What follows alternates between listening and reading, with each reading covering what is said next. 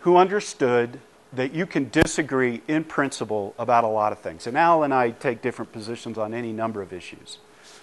But you can do that and still be professional and respectful.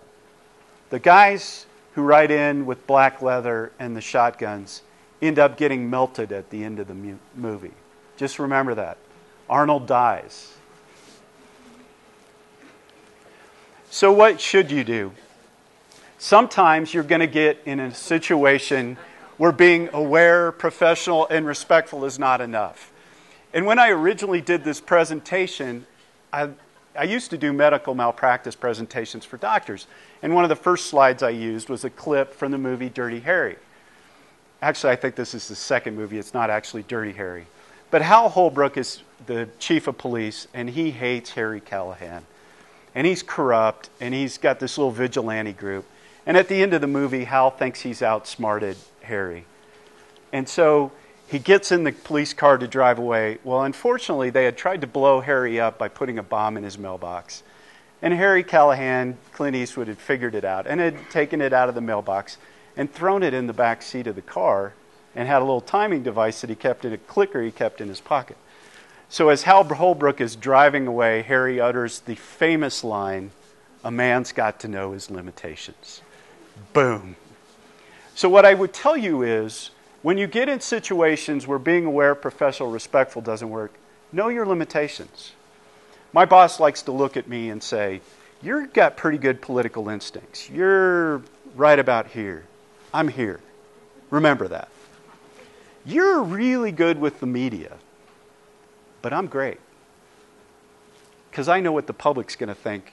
You know what to tell them. I know what the public's going to think of what you tell them." And so it's a constant reminder, even for those of us who think we know politics, that you have to know your limitations. Now, I'll leave it up to you as the jury whether or not Clint forgot his own admonition to know his limitations. Well, I don't know if any of you saw the chair speech, but I couldn't even watch it long enough to get to the chair. I think he's better with scripted lines than extemporaneous, but nonetheless, know your limitations. That's not a fault. That's not weakness.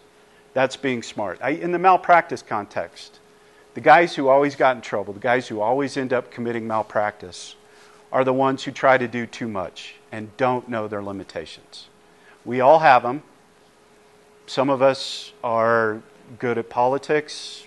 Some of you may be musicians. Some of you may have been athletes. We're all good. Some of you may be fabulous cooks. We all have limitations.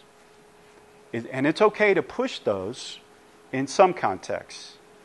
But the one thing to remember is, again, we all work for elected officials, but more importantly, we work for the people of our state.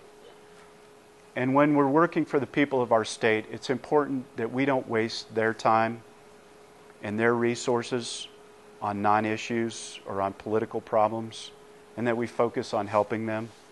I mean, one of the things I think is most important is to keep the focus on what it is we do, which is we protect people. More than anything else, we protect people. Whether it's children, consumers, taxpayers, Medicaid consumers, we do important work that nobody else does. And so it's always important to keep our focus on that. So don't get caught up trying to get into the political stuff. I'm not asking you to read 18 newspapers every morning. I'm not asking you to be Sarah Palin either. You should probably read some. But what you need to do is to think critically. Know what's coming down the pike. Think about it. Have little red flags go off, and then move the information. In our business, information is the coin of the realm. And the more he knows and your supervisor knows that they can tell him, the better off we all are. Because the last thing that Al wants, and I know this, I didn't want to have to waste time dealing with media reporters. But from May until probably May the previous year, that's primarily what I did. No matter what the case was. I'll give you the best example. And I don't know, New Mexico, are you a death penalty state? Yeah. Okay. We're one of the remaining majority death penalty states. And the death penalty opponents have finally gotten smart about opposing the death penalty.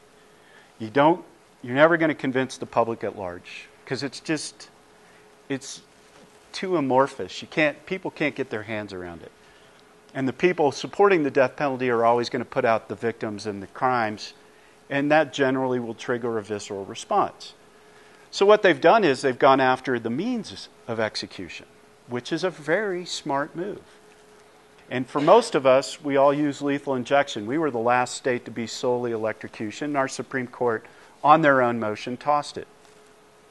Kind of a weird decision, but that's why, as one of my former Chief Justice friends said, we're not last because we're right because we're last. So they've gone after the means of production. So there's a shortage of the anesthetic for lethal injection. Our ever-enterprising corrections department started going overseas and found a manufacturer. And like a number of other states, including your neighbor in Arizona, some of those manufacturers' storefronts don't exactly look like Walgreens or CVS. So our folks purchased it because of some bad legal advice they got from someone in my office. They didn't bother to check with the DEA about importing it. And so had we done our due diligence, someone would have told me that we had an issue with DEA and I could have solved it because I did. We make contacts in this business. We took a lot of heat for this, but my boss signed a letter supporting Eric Holder when he was first nominated to be Attorney General. And we were president of the association. We tried to get all the AGs to sign on.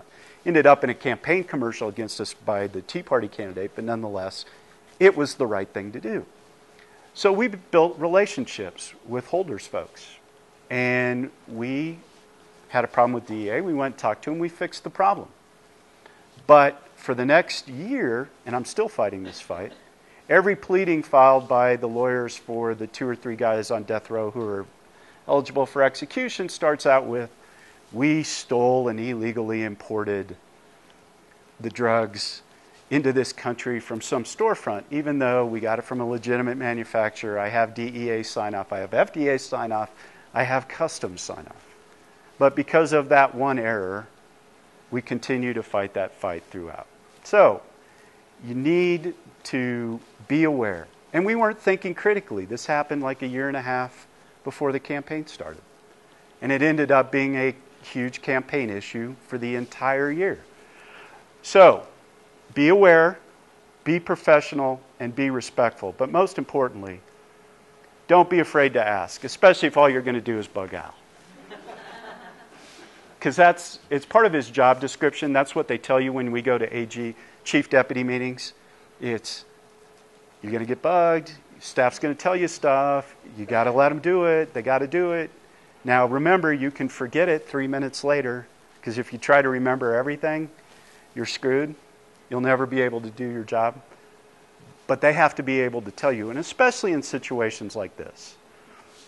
So again, be aware, be professional, be respectful, and remember just to let your supervisor, or if you're a supervisor, let Al know what's going on.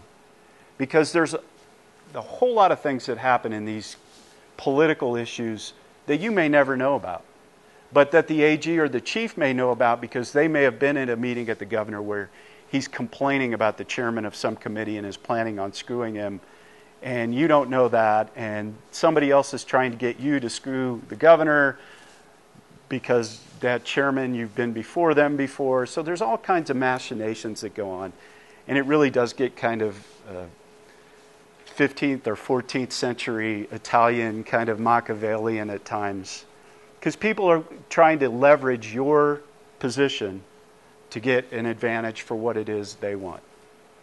Just remember what your job is. Your job is to serve the citizens of this great state, to protect them, to serve them, and to provide them a community that they can be proud and happy to live in. So with that, I'll take any questions.